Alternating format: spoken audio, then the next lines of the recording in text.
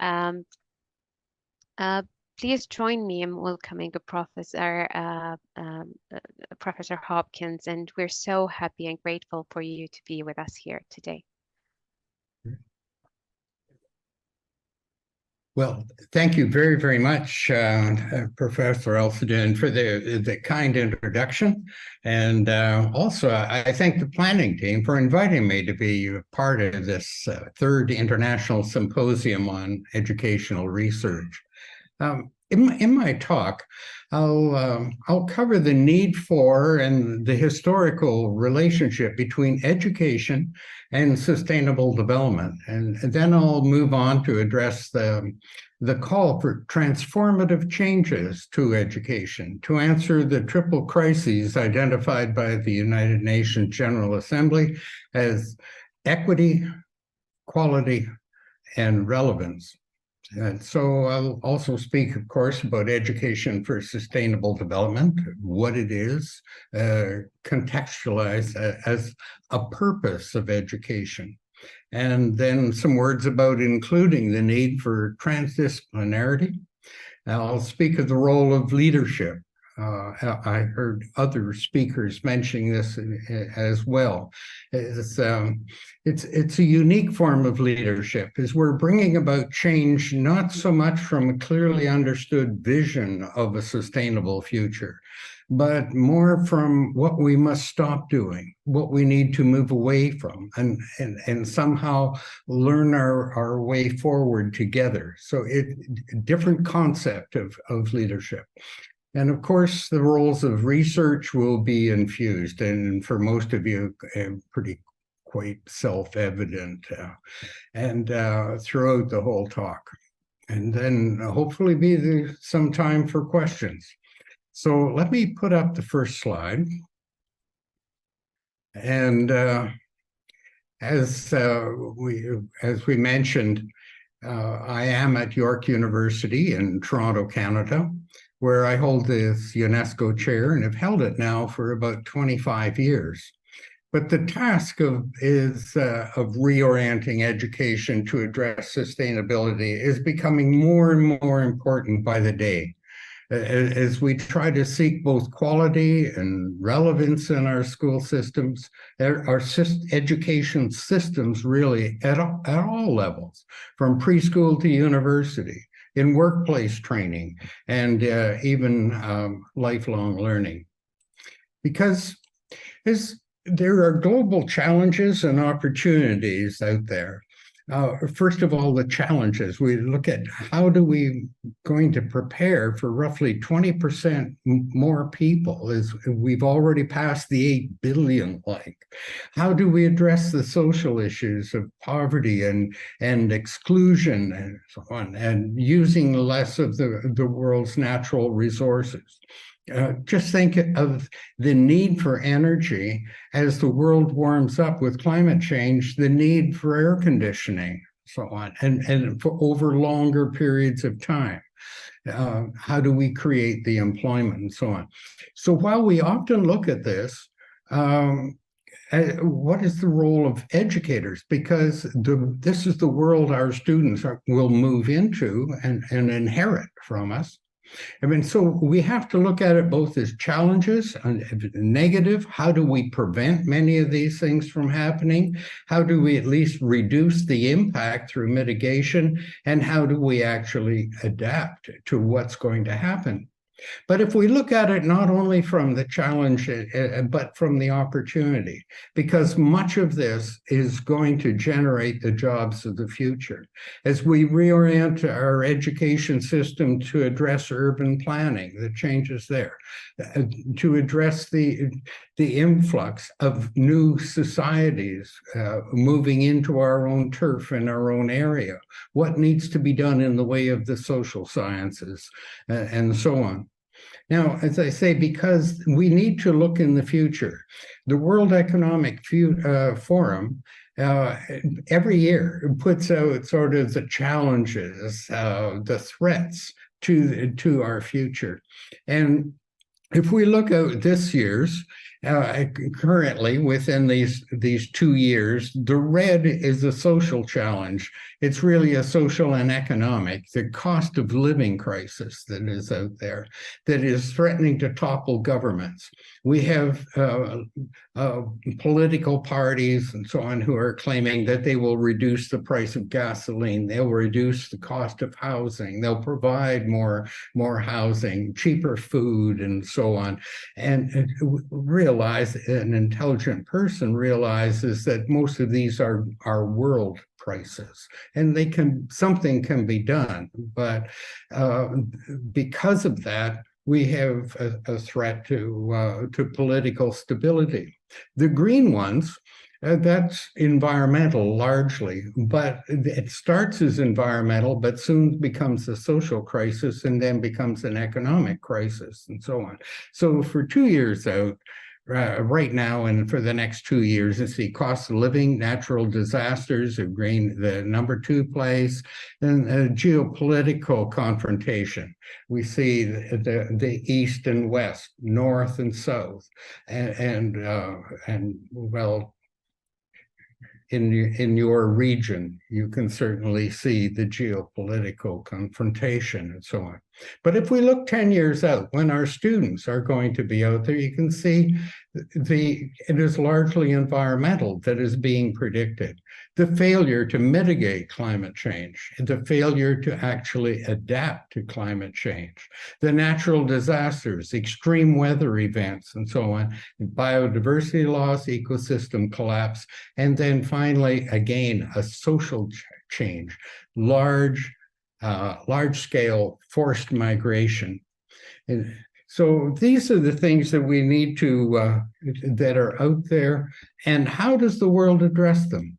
Well, currently, we have what we call sustainable development. This was the best idea that we could come up with in the 1980s. It's been around a long time, but as I say, it's the best that we have at hand. In the 1980s, we realized that simply trying to address development on its own was trashing the planet, whereas trying to just address environmental issues on their own couldn't be accomplished. When we had billions of people, the former colonies, now developing countries, living in abject poverty and realizing how other people in the world were living. So the concept that was negotiated over a period of several years was the concept that we will pursue development, but a certain kind of development. We would strive to make any development sustainable.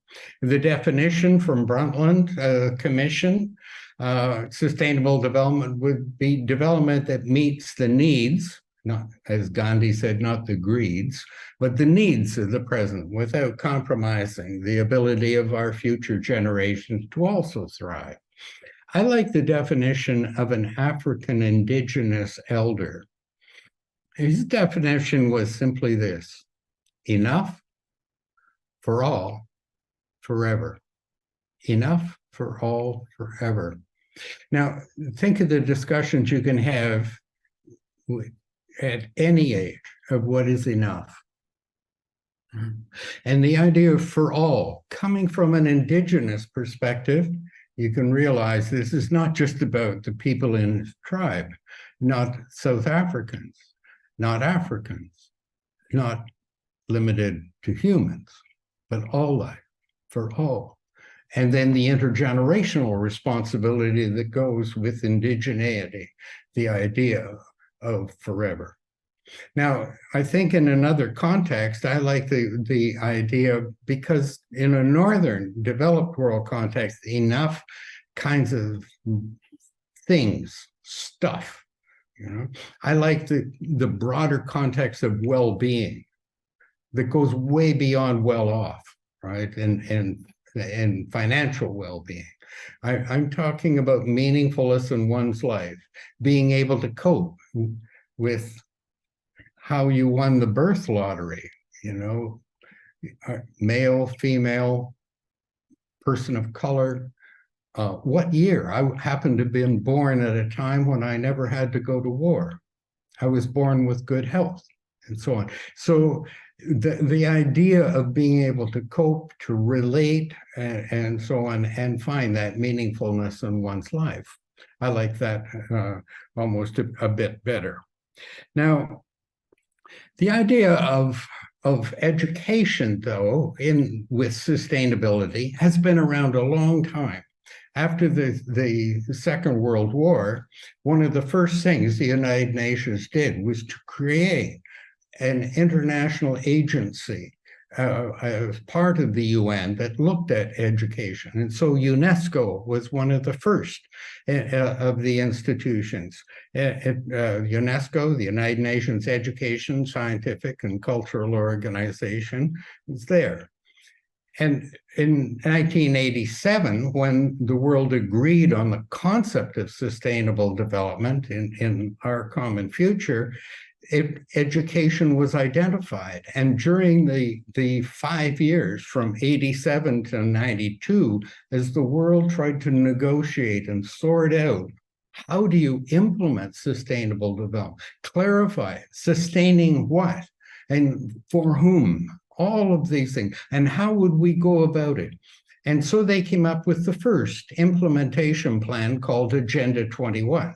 And in it, divided into 4 sections, one on social and economic issues, another one on environmental issues, a third one on whose voices are never at the UN but need to be there. How do we get them? So women, youth, farmers, indigenous people, so on. And then the 4th section was on means of implementation, and it included technology transfer, financing, monitoring, evaluation, science, and education, public awareness, and training was there. And so from 1992 to 2000, when the world decided we needed to revitalize, revisit the concept of implementing sustainable development, and they went with the Millennium Development Goals, which would run for 15 years, from 2000 to 2015. But the Millennium Development Goals had education as one of the 8 targets, because they realized for development to happen, you had to have an educated public. But by 2012, they realized that just targeting on a few least developed countries, while our most developed countries were creating even greater sustainability threats, was not working. And that we had to come up with something that would address every nation, that everyone would try to work together to do. And so public consultations were held around the world to seeking the world we want. And out of that came what could finally be agreed upon was the 2030 agenda, the 3rd implementation plan, and we recognized the 2030 agenda really by the 17 Sustainable Development Goals. Now, we ended up at 17. People wanted more. There were black holes in that, but these are the 17 that world leaders could agree on. Many wanted culture. Okay. Others wanted spirituality. There were other goals that we actually wanted to be in there.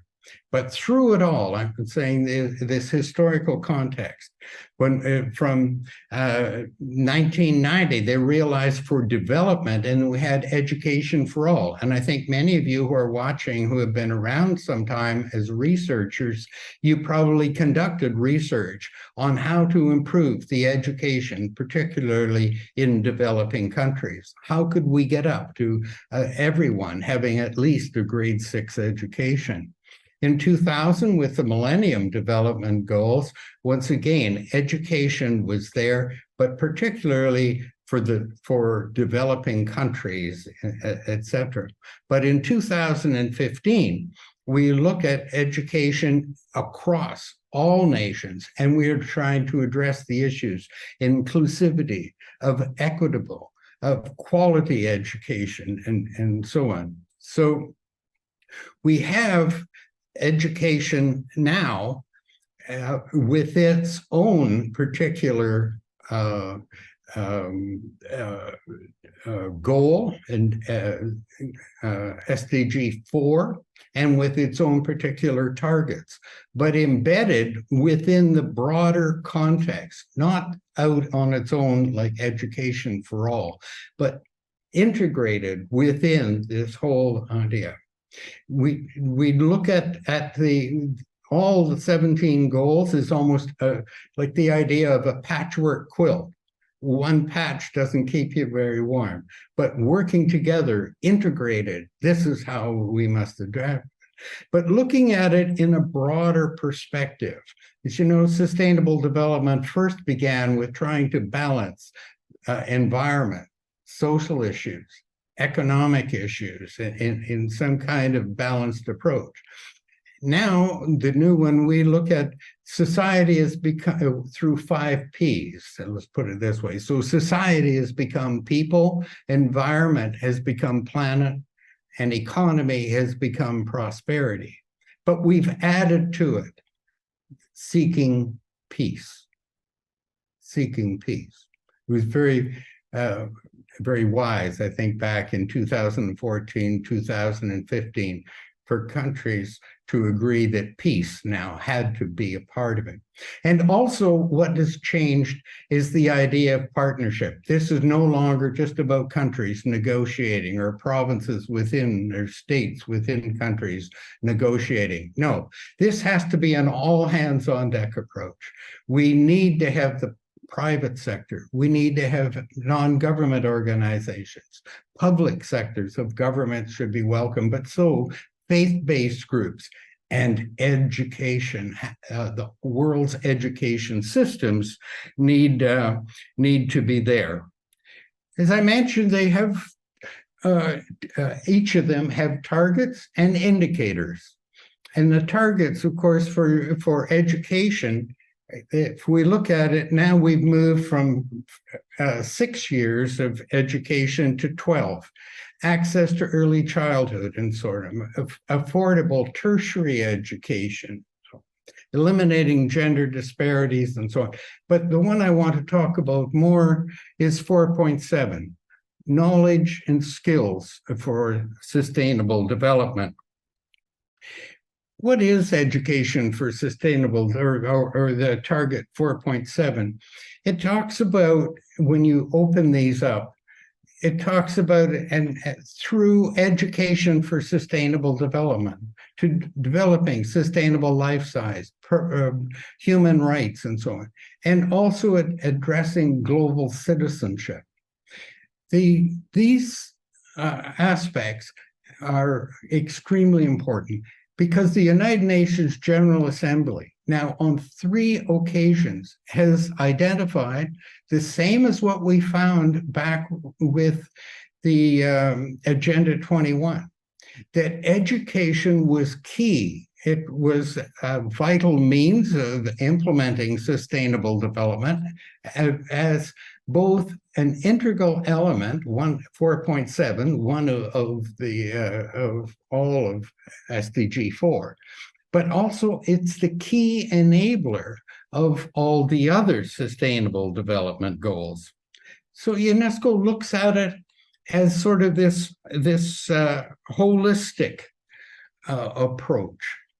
The outcome of education. It empowers the learners to make informed decisions. So it delivers the knowledge, but it also helps with critical thinking, decision making, and so on, and to actually take action. All this in a context of locally relevant and culturally appropriate. So it's up to each country to try and figure out really how to do that. Now, one of the great problems we had at the very beginning was I happen to be one of the 10 authors of that particular chapter in Agenda 21. There were 10, sometimes 12 of us, all selected from around the world, north, south, east, west, university education, elementary education, and so on. we realized that we don't want another what we call adjectival education, right? What when I was doing that, I was also the superintendent of curriculum for the city of Toronto. And at every 10 days, some group would come in with a binder of curriculum and say, just put this into the curriculum. It's really important. And over time, we kept building these things. I have a list of 100 of them. But you see, wherever you have to put an adjective in front of the word education, whether it's environmental education, population education, entrepreneurship education, heritage education, life skills education, etc. And we realized that the last thing we want to do is to come up with sustainability education and add that to an already overcrowded curriculum. So one of the first things we had to do in engaging with researchers and so on is conceptually, how do we do this so that it can be embedded at all levels and through all education and reach all students? So it can't be an option. It can't be in one department. It has to somehow be a purpose of education, an outcome of education. And so we came up with 4 roles of education for sustainable development. See, it's education itself, everything. 4, it's the purpose. All education comes with purpose, but we have to make sure it isn't indoctrination. We need to question it, especially in universities. Go back to those questions: sustaining what, how, for whom, all of those things. The critics are extremely important.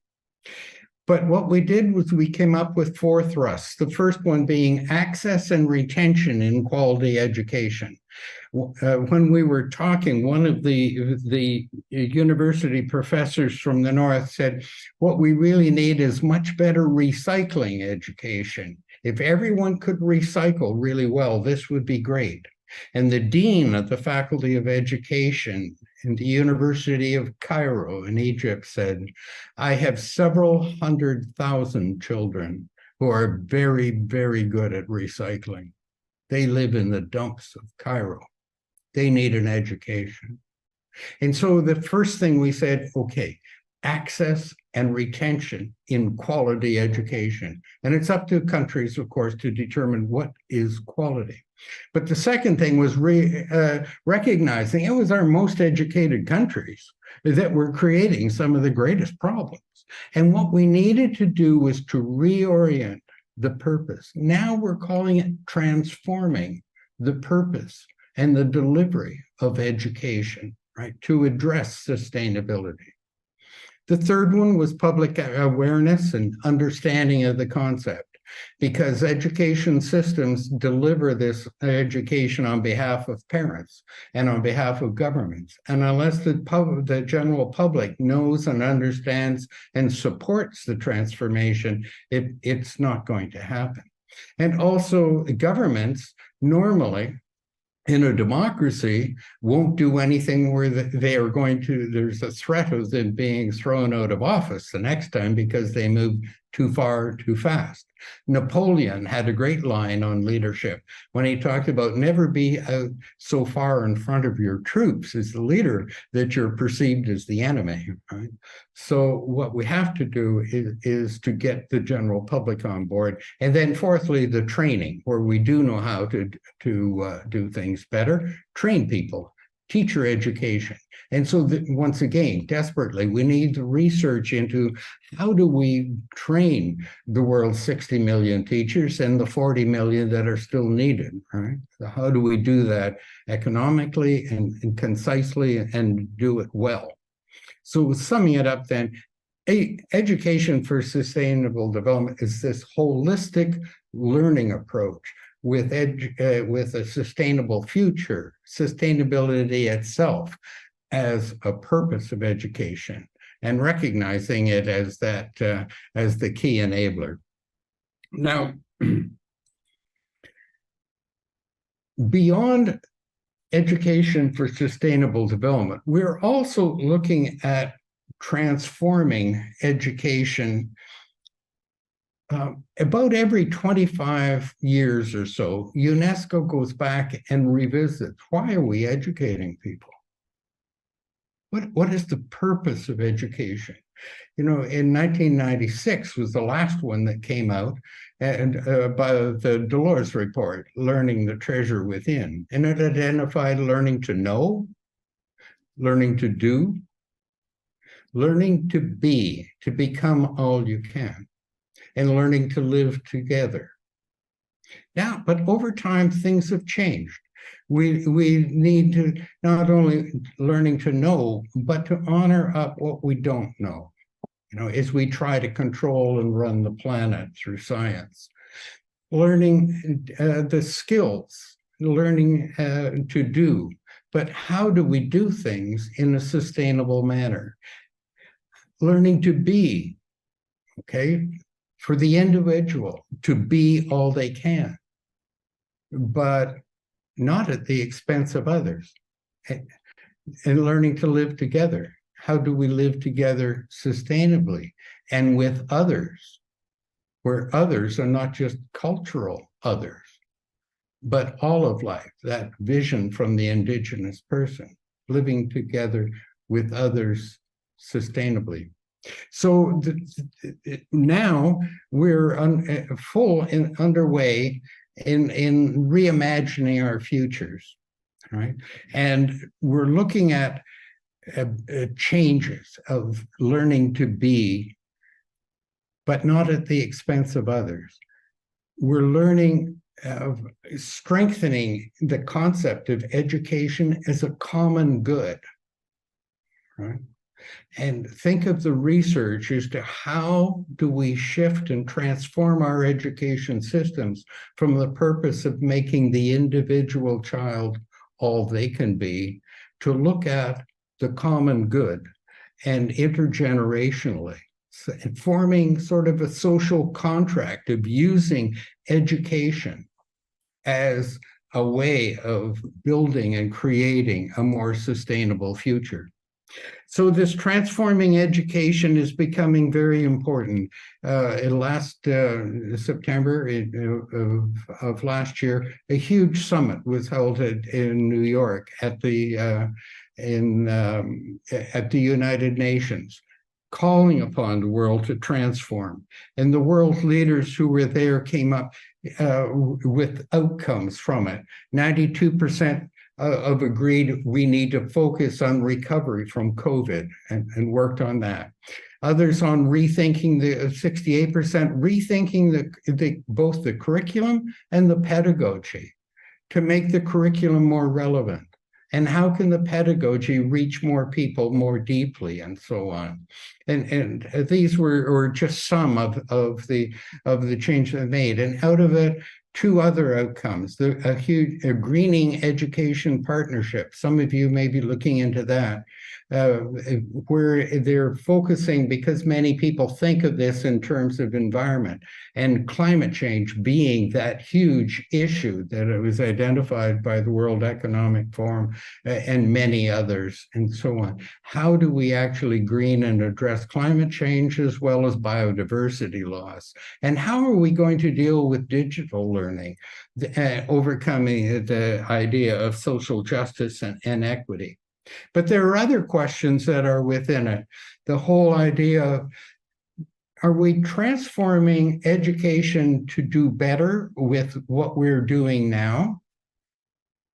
Or are we transforming education so it becomes a tool in transforming societies? If we're simply transforming and trying to improve education as we see it now, yes, we have to address the 244 million children who are not in school. There's no schooling for them, or their parents can't afford to have them in school in some societies where they still have to pay. or the quality of education, where we have it's identified as 770 million who have been in school for 5 or 6 years, but still cannot do basic numeracy or literacy skills. So the quality is there. How do we enhance the quality of our teachers and give them a setting that they can actually work in? And we're short 69 million teachers. And so we have classrooms around the world with 50 or 60 children sitting in it, many of them lost. They're there because of their age, but they are not really learning and so on. So, and of course, the digital divide, how are we going to do that? So we look at, why are we educating, the purpose of education, and so on. And within that, we're trying to research and look at what are the competencies that we want to have in students graduating to face the future that they are going to be in. Remember that list of 100 adjectival educations? Let me go back to that and say, they're all important. What it does is it shows the inability of the core curriculum, the inadequacy of the core curriculum to prepare someone for 2050. Somehow we have to go in and get the essence of those adjectival educations, and how do we rebuild education? So UNESCO in a couple of weeks is going to probably adopt what you're seeing in front of you now. The new Education for Sustainable Development competencies that all countries will be reporting on every 4 years. And you can see, how do we deliver these? Most teachers, of course, are not up to speed in all of this. Yeah. So the idea that of research coming up with not only addressing these, but addressing the whole concept of transforming education for the learner, the individual, let alone transforming society, but transforming the ability of the student to not only to learn, but to be critical thinking and to actually engage as an informed citizen, which is now the purpose of what we are trying to work at. So UNESCO is putting forward these ideas as stages of transformation. And the first one being the acquisition of knowledge and information.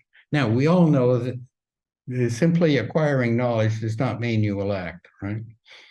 So we need to go beyond that, but we do need to have the information and the knowledge at the disposal of the student. But we need to have the questioning, the building of understanding how to critically analyze what is happening. Now, we have, for instance, issues that are, many of them wicked issues, that have been with us some time, and we can go back and look at them and understand them, try to understand the complexity. But we need to get people to the point where emerging issues that are coming, and how do we react to that? And I'll mention that in a moment. But moving on beyond the critical analysis, we need to somehow build a relationship. And so experiential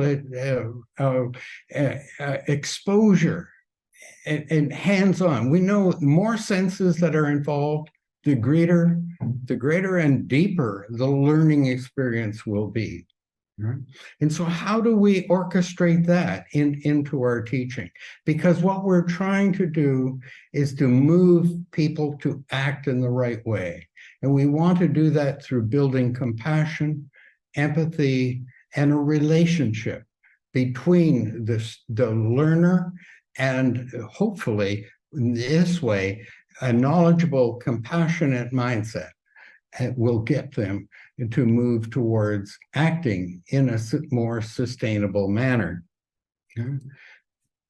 Tall order. So in surveys and research that has been done both by UNESCO and Education International, around I think 58,000 educators in 2021, they started looking at how well people are able to deliver this. How well do teachers feel? Do they feel competent and so on? And if you looked at roughly 50% are either not ready or only moderately ready, and can't feel about taking on challenges such as climate change or sustainable production and consumption, or social issues around human rights, diversity, tolerance. So they've heard of it, but it's never been part of their teacher education program. And not only, as I said, is it important to be able to deal with what is happening now. We can't begin to teach them all about biodiversity and those 80, but what we can do is perhaps move more towards a framework that can be developed by researchers and others in government, so that we come up with a framework as to how do you understand a sustainability issue. Ones that are upon you right now, such as forced migration and so on, or ones that will emerge in the future, the sequel to COVID that will come out of somewhere else. So these are some suggested questions. Does it have a history, or is it just coming out? What is the scale? Is it everywhere, or is it small? What would be some of the solutions that you could forward to? What would be the obstacle to these solutions? Who profits from the way things are now? Who really likes it and is doing well? And if you were to change it, what would they likely do? Who would be the new winners, and so on? And how does this issue relate to others? As we learn from sustainability, social, environmental, and economic are all intertwined. You have climate change, drought in North Africa, or in sub-Saharan Africa, leads to migration north, crossing the Mediterranean into Europe, which boils over in the way of racism, exclusion, and so on. So these are also intertwined. But I think it's important that every child has a framework of looking at things so that they will not necessarily be fooled by populist government. Now, how do we begin to move forward? And the idea that's put forward is that everyone can do something. No one discipline owns this. This is not strictly environmental science, right? It is not science. It is not just mathematics and so on. But every teacher can do something. And you start with your strength. What are you really good at? Because you can help. Remember in SDG 4, 4.1, 4.2, 4, all the way down to 4.6 is about strengthening the core curriculum and inclusivity and so on. But 4.7, in trying to move to that, the idea of what can mathematics bring to the discussion? What can geography bring to the discussion? And so teachers feel with what they are already very, very comfortable about bringing forward. But then you have to look at, how do we build this into something comprehensive? And that's where we desperately need leadership in moving forward. And we need our governments and our more senior leaders to support it, to put resources into this, and then where it is working, move it and put it in policy. So it doesn't just, most ministers of education are in power for about two and a half years. So as it's moving forward, we want that to really happen. The same is true with higher education. So important. These 8 and 9 sustainable development goals really rely heavily on higher education. And higher education is a special responsibility. Only about 8% of the world's population will graduate from university. 7 or 8%, but they have become probably 80% of the people who will shape the future of this world. They'll become our politicians, the heads of corporations, business. They'll become even small business owners and so on. They'll be our religious leaders. They'll be our philosophers, our poets, our painters, our cultural leaders, and the arts and so on. And so it's there. And how do we build this into our universities? A number of leading university professors got together to advise UNESCO in transforming higher education for global sustainability. This is the publication, but they put out Knowledge-Driven Actions, Transforming Higher Education for Global Sustainability. It's a fantastic read. And in it, they call for research and so on. But one of the things they call for is fostering inter and transdisciplinary activities. And I say that the whole idea of transdisciplinary is so important. In 1992, when we first began looking at how are we going to sort out this intertwining social, environmental, economic, and so on, no one discipline, just like in the strengths model, no one discipline can do it.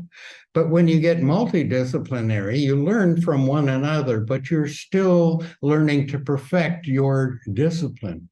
And what we realized is that we had to learn new knowledge. We had to go beyond our current worldviews and our ways of thinking. We had to, yes, bring various disciplines together in order to act, but in a setting where we're engaging the real world, the public, and bringing them together within what we're doing. So we have the instant feedback and learn from people who are not at the academic table, the people who get to review, peer review and so on, which limits our knowledge into improving our existing field. We need to move far beyond that. And where can we begin that? Well, it has to be within our university world. Engaging the community, bring our disciplines together so that when we have the science, the physical science, we also get the social sciences as to how we are actually going to bring about that change. How can we take these concepts of the 17 Sustainable Development Goals and bring them into the global, from global to local, and from local concepts into personal change? Right? Because most people can't relate to the 17 Sustainable Development Goals that were largely developed by nations and so on. We have to make it tangible. We have to make it all very, very reasonable. And how do we do that? Well, one of the things that we really need to do in making it personal is to engage with young people and do it in a relevant, meaningful way, right? How do we co-create and listen to their voices? You know, in the whole of the African continent, the average age of nations is around 20. In some countries, such as Uganda, it's 15.8. How do we rule that out? Right? Because we need to engage them in what is meaningful. In one of the pictures, the top left, that is young people in India who are developing local medicine from herbs and so on, and moving out into the rural villages they know all about one particular herb, and they go in and work with that. And over time, they learn about a second herb and work with that. the bottom right is a group in China of secondary school students who developed a sea turtle that a mechanical one that actually is solar powered. It travels on the ocean, slowly swimming its way and radioing back the temperature of the water and its geolocation, so that you can see the drift, the tides, and so on. So engaging in meaningful ways, I think is so very, very important. But once again, we need leadership. A previous speaker, Dr. Masuti, he talked about the importance of leaders. And in my opening remark, I was saying, we don't have a vision, a clear vision of the future. We're driving the sustainability bus by looking in the rear view mirror. What do we have to get away from? You know, what do we need to stop doing, and so on. So we look at where does the leadership be, and of course it's really the senior leaders that higher administration that need to be doing that. Some have a sustainability office, but as you go down the list, you see that students are not there, and hopefully there will be a way of recommending that. We need leaders that at multiple levels of government, education, administration, and so on. And then we have the informal leaders, the teachers, and even the students themselves who will influence other students. We need to look at all different aspects of where does leadership come from? Because what we need to do is to really rethink leadership. What research has shown, and we need an awful lot more, is that for leaders to move us in this way, because so much of this is about ethical, right?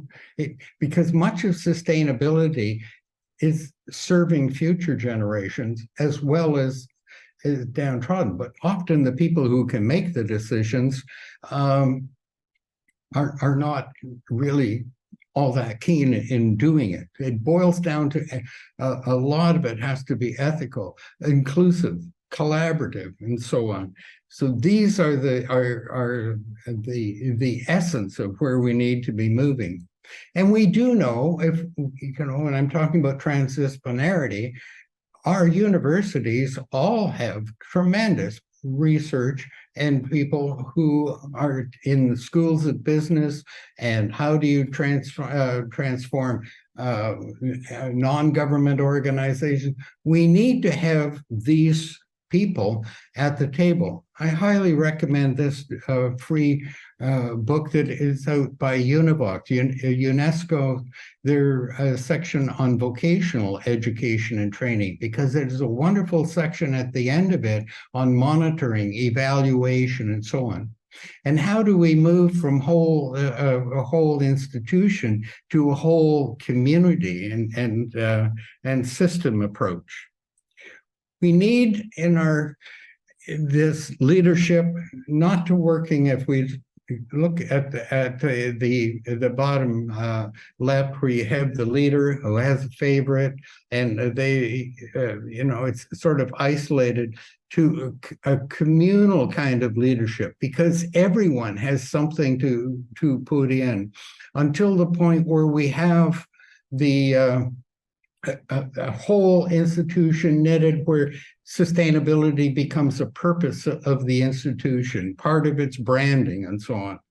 If we look at in the idea of transforming, we also have to have all of the different operations, the teaching, the research, and so on, plus bring in the community that is out there, so that not each of these departments working on their own with one of them talking to the community. We need to have the community come and be engaged, and more disciplines working together, until finally we turn this into a lighthouse of sustainability, where sustainability is in the very DNA, in the ethos of the institutions, and we end up as lighthouses for others. So I thank you very much for allowing me to speak, and I'm sorry, but I guess we have not quite 10 minutes, but we do have time for questions. So Reem, if you would share them with me. Yes, And thank you so much. Thank you so much for this interesting, actually, speech. It's so inspiring, and I was actually barely holding myself from interrupting you with so many questions that you inspired me actually with. So I don't know if I start with my questions or even with the audience questions. So let me start actually with the audience questions, and then I will ask the questions that I have. So we have a question from Catherine Cole, and the question is that or actually she stated that you have been involved for so many years in the global education efforts. Do you have any hope for the future? I have a great deal of hope. As I say, I've been involved so far back. I presented to the Brundtland Commission, to Brundtland herself, in, I guess, 1985. And I have been keen on the whole thing. Never have we had so many people that are moving in the right direction. I mean, the world actually has been getting better. Medicine has improved over the years. Millions of people have been lifted out of poverty. Things are getting better, but we can't take our foot off the gas pedal. We need to keep moving forward. I see hope everywhere I turn. Like 3 years ago, 4 years ago, I guess, if this is your third, you wouldn't have had the research symposium, and you certainly wouldn't have had sustainability as a part of it. Now things really are moving, and we must have hope. And I certainly have it. Thanks. Yeah, I totally agree. Yeah. And yes, yeah, see that we're here meeting and on discussing this topic, researching it, reading about it, and being inspired about it. The second question is actually from Dr. Julie Shahini. And the question is, can AI help us in ESD, especially when we talk about training a huge amount of trainers and students? Yeah. Yeah, I think there definitely is a role. UNESCO is really delving into this as to how we can come up with the positive aspects of AI, and how can we embellish it or embed it in equity, right, and in social justice. How can we use transform our current language arts, reading, writing, listening, speaking, so on. How can we transform that to embed AI so that we have the critical thinking, we are able to manage that? But as I say, do it in an equitable way so that we have large portions of the population not being totally manipulated. It's a huge issue. Our technical ability on the planet is racing so far ahead of our intellectual ability to manage and to cope. And we all have to be aware of that, but it's going to happen. It is, and we can't force it underground. It's got to be there, and somehow we have to cope with it. we have to take teacher education far more seriously. Okay, we really, really do, and think of how are we going to transform teacher education itself. Yeah. And we have a question here from Dr. Hassan Nando, and he's from Al Marifa University. The question is, how can the haves support the haven't to achieve the sustainable development goals?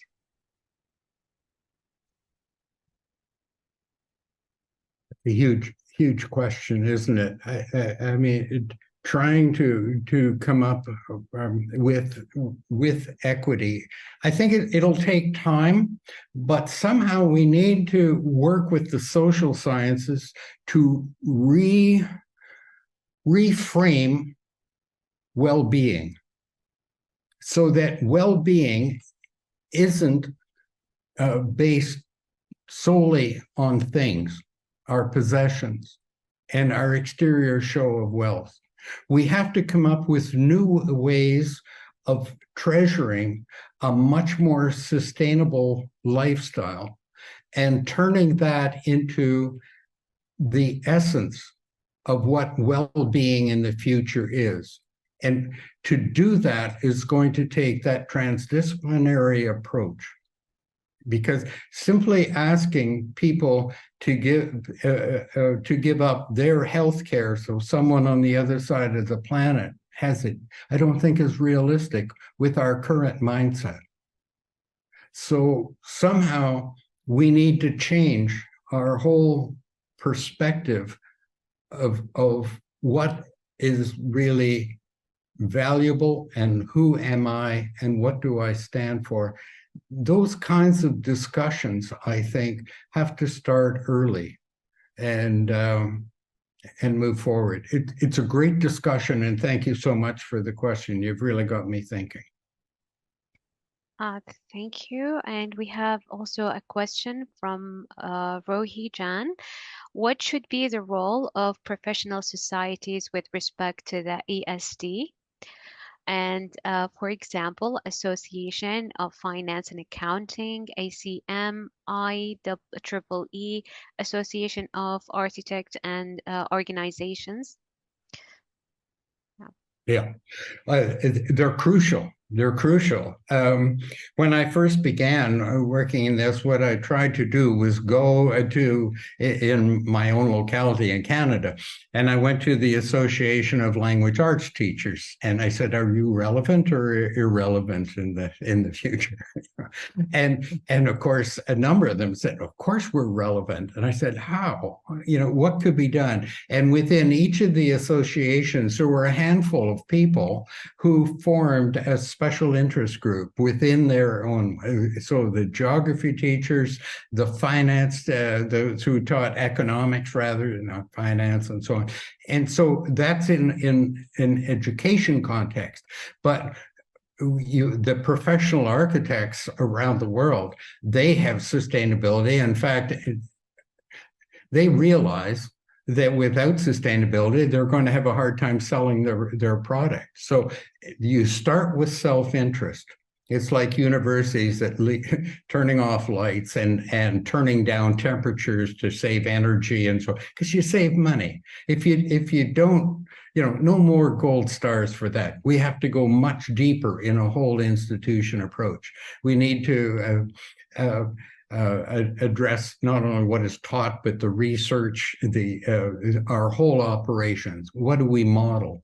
But getting back to the question, yes, not only the professional associations, but non-government organizations too. Everyone has to look at what can we contribute. Let me add one little thing. We all know what the ecological footprint. I think almost everyone does. The idea has been around since the early 1980s and so on. But when a group of young children in grade 4 in India were being taught about their ecological footprint, this little girl said, "But I have hands. I can do something about my footprint." And the teacher recognized right away the imagery, the metaphor, and went to a non-government organization with the idea of the ecological handprint. And that non-government organization, the Center for Environmental Education in India, went to the Ministry of Education, Ministry of Environment, who clumped onto it. It is spread through India, through Africa, and many parts of the world now. The idea of the handprint is positive. It's the hope that I was talking about. In my work, I leave huge ecological footprints, but I'm hoping that in the end, my handprints will be greater than my footprints.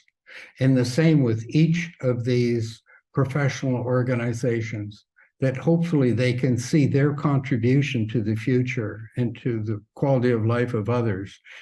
Their handprints will be a lot bigger than their footprints. Thanks. Yeah, thank you. And we have one more question here from Dr. Alia, and she's asking, do you think the sustainability ranking criteria by various agencies such as the THE or QS help at all? I think they really help. I know there's, people don't like competition. They don't like, there are many, many things, and some of them are not, what they're measuring doesn't fit with every culture. But I can tell you that there are roughly 25,000 universities around the world. But every year, now I think it's about 1,800 universities are entering into that. Now, not only is it the rankings, but they are learning and they're sharing. The senior administration, it may be from greed of trying to bring in other students, recruiting of students. It could be from, say, savings. Whatever it happens to be, the bottom line is a lot of students now are they're concerned, they're interested, they're worried about climate change and so on. And many of them altruistically want to study and do this. And so the rankings in a way are changing how many my university in particular, we've embedded sustainability into our academic plan, our research plan, all of our operations, our purchasing, our human resources. It's all into it. And of course, they love to show this within the rankings. So what is driving it? I really don't care. The patient is being saved, right? She's actually following up by asking, how can these ranking or those rankings be improved? They are trying to improve them all the time, and they're talking with universities, and they welcome anyone sending in suggestions as to what kind of indicators they have. It's pretty complex.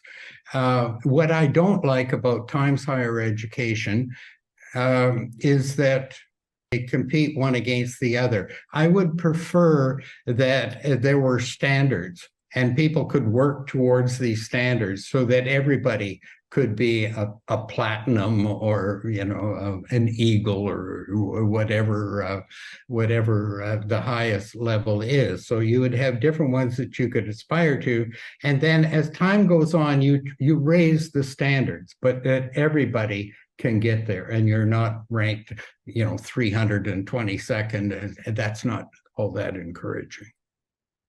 Again, I have a question from Dr. Julie Shahini, and she said in the earlier part of your session, you mentioned erosion of social cohesion as one of the risk areas. Could you please elaborate, as it's quite threatening? Yeah. What we're seeing in many parts of the world, and in the North included, is kind of a tribalism that we have, the political left and the political right, and they stand for certain things. They're not. You make up your own mind on a particular issue, but if you identify to the right, then there's a whole cluster of things that you must buy into. And as this goes on, or if you identify with the left, there are things that automatically, whether you like them or not, no, but you have to sort of stand for that, because it's this cluster, and it stops things from moving forward. If you look at what now is the stalemate in the United States in the House, where they can't even get a speaker elected because you have clusters and groups. So when you get clusters and groups that are in almost equal in size, then you have the bullying of a small independent group. Look at in Israel right now, you have the far right, a small cluster, because the rest of the government is so balanced that this small cluster is the same as in the United States. So what we have to do is to get more independent thinking, but the cohesion, not ending up with one nationalism. We want independent thinking. We need plurality, and so on. But overall, we need to have societies that are not breaking apart along the lines of race, color, creed, sexuality, that sort of thing, but more along a willingness to live and work together. As I say, that stressing of how do we work towards a common good that's beyond our own individualism, that change that we're calling for in education. Now, how do we do that? What is the research that would be involved in shifting from the individualism and the well-being of the individual to societal well-being? What would that look like? And how could we move there? Okay. If I can jump in here, I'm Dr. Alia, and I just want to say I'm completely impressed, and I think I'm speaking on behalf of everyone who has attended this session. It's truly exceptional, and it's such an important topic, and we all have to take responsibility if we want to make the world a better place. So thank you so much for your inspirational talk and ideas and thoughts. It truly is a fantastic opportunity for us to learn from you. Oh, well, thank you so much for these kind words. I do appreciate it. And I thank all of you who have joined and stayed. It's always good when a speaker sees that some people stay at any rate. And I hope that for all of you that you'll take this and move forward and get that handprint out there to others. Thanks.